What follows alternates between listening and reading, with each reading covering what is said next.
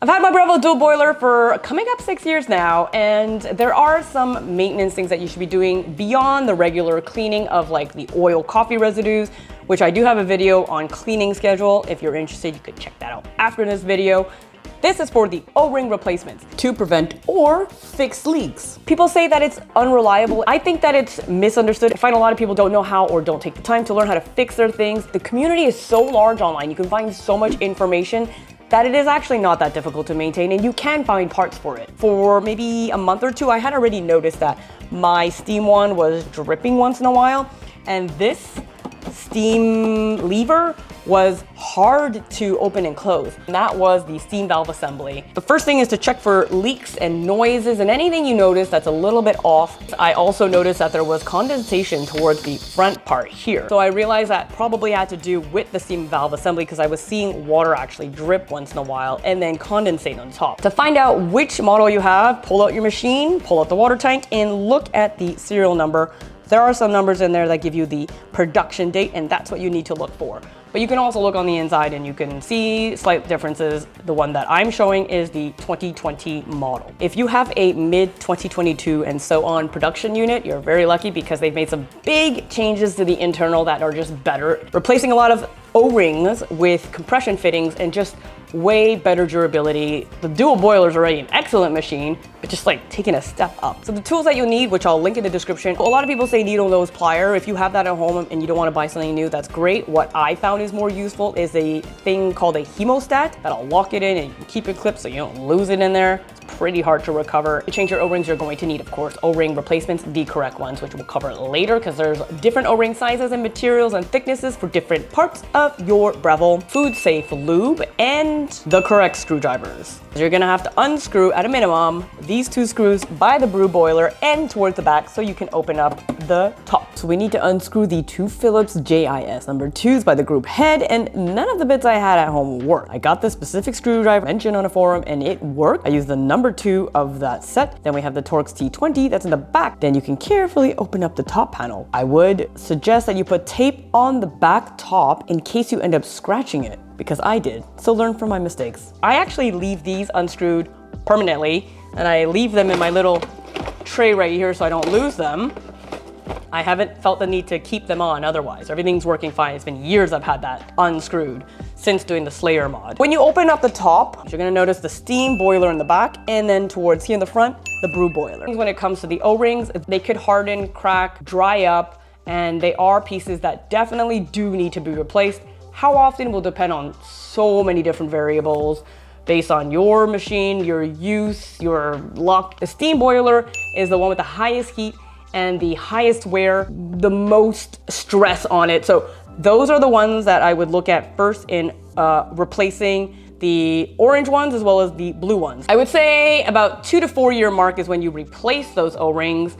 And if you're a heavy user, maybe you do it more at the 2-year mark. If you're a light user, maybe stretch it to every 4 years. You can also just wait until you notice some issues, which is kind of what I ended up doing, because I was just delaying. It was like the first time I was changing the O-rings. I was like, oh, it might be difficult. Replacing the O-rings is actually very easy. You don't want to get shocked. I've gotten shocked. It's not fun, but unplug the machine. General rule of thumb, if you see a U-clip, it's made to be easily removable and you will have an O-ring in there to replace. Take out the clip, then take a look at the O-rings, make sure that they still look good. If they start to look a bit worn, not as glossy, if you notice that it's not very colorful or not very saturated and bright, if there's like white spots on it, that's your sign to replace them. Make sure you lube them, so that will help you get a better seal and it'll help moisturize it. Make sure you put them in and it's a good enough fit. It's not too loose, it's not too tight, and then you put everything back in and clip it all back up. As simple as that. If you want to make your life simpler, you would just change all of the O-rings right off the bat. There's quite a few O-rings in there, or you can just schedule it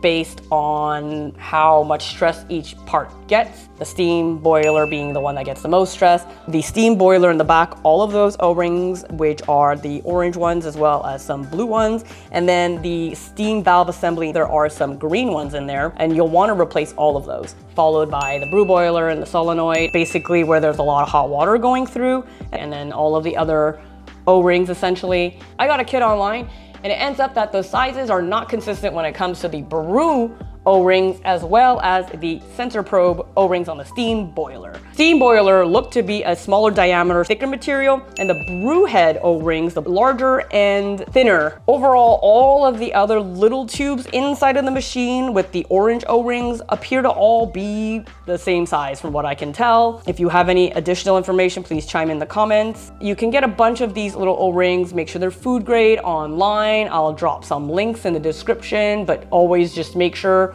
when you take it out, compare it with the old one, just to get a little bit of an idea. Don't forget that the old ones may have warped a little bit. So when you put the O-rings on, first of all, that they're lubed. Second of all, that they fit pretty well. They're not overly tight, not overly loose. They're just Goldilocks, just right. And make sure it's the right material as well, because those are set for different temperatures and high heat stress. I would say that every 6 months, open things up, take off the sensor probes, look at those O-rings, look at the Brew boiler O-rings, look at all of those O-rings, at least look at the O-rings in the high stress areas. While you're at it, re-lube them with your food grade lube, put them all back, and mark your calendar so that it repeats every 6 months so you don't have to think about it. Link this video so you have all of the instructions and information there. Also check my description, there's a lot of information in there.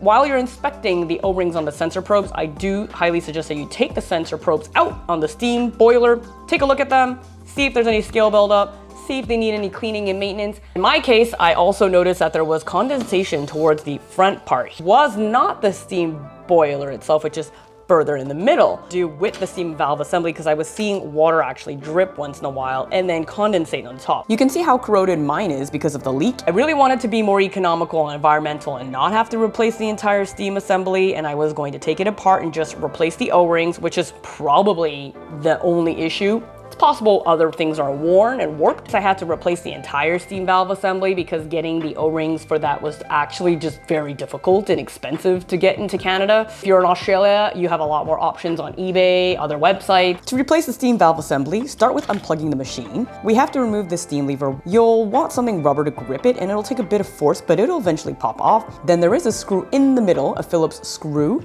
Unscrew it, then inside, remove the 2 U-clips connecting the in and out of the valve assembly. Careful of the orange O-rings and not losing or damaging those. Then unscrew the brackets to free up the steam valve assembly. Be careful of these screws, they can be easy to lose. Because of the corrosion, I had to pry it out with some force. I even have some battle wounds to prove it. I straightened the bracket with the needle nose pliers. You will see my steam lever also has some corrosion, so I cleaned all of that up with citric acid, 1 tablespoon to half a cup of water solution, cleaned it with clean water, made sure to use my food grade safe lube everywhere to counteract the corrosion, just make sure that everything's moving smoothly. Then reinstall everything back, and my steam lever moved up and down so freely after this, and no more steam wand dripping, and it works like new again. If you want to see the tutorial and all the information regarding the descale process, check out this video right here. Check out this video right here. This could be helpful. And I will see you on the next one. Bye.